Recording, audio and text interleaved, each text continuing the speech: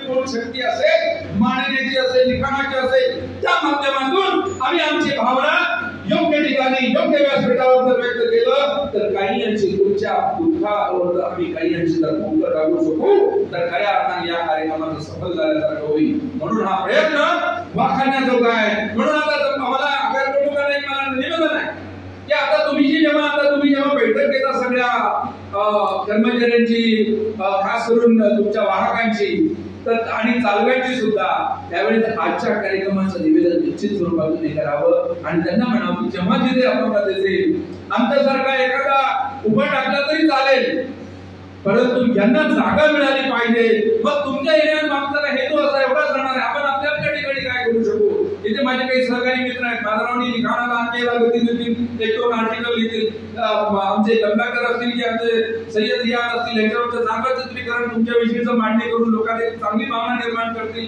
आणखी जे काही दुसरे मित्र असतील त्यांनी आपापल्या कुवत आणि क्षमतेप्रमाणे, आणि पोलीस डिपार्टमेंट मध्ये जर असतील तर जेव्हा आमच्या इथल्या कुठल्याही बंधू भगिनींना जेव्हा असा कुठलाही अन्यायाचा प्रसंग आला किंवा कुठे मदतीची गरज असली तर सोमनाथरावजी हे प्राधान्यक्रमाने तिथे लक्ष देतील यावर मला पूर्ण विश्वास आहे.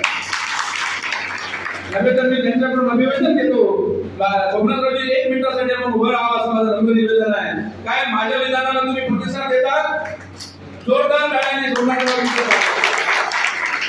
म्हणजे आगार प्रमुखांना मी निवेदन करतो. स्वामी साहेब आणि त्यांच्या आमचे जे आगार प्रमुखांना निवेदन आहे त्यांनी एक मिनिटासाठी कृपया आपण उभा राहावं निवेदन आहे. त्यांच्यासाठी एकदा जोरदार टाळ्या होऊन जाऊ द्या. तुमच्या भावनांच्या टाळ्या आहेत त्यांच्यासाठी. मला एक निवेदन आहे की जेव्हा यांच्यासाठीची जागा असेल ती तर मिळायलाच हवी, परंतु जेव्हा हे पुढे एखाद्या वेळेस दिसले तर आपण आपल्या क्षेत्रातल्या दृष्टिकोनातून आपल्या राज्यात जमेल ते करू.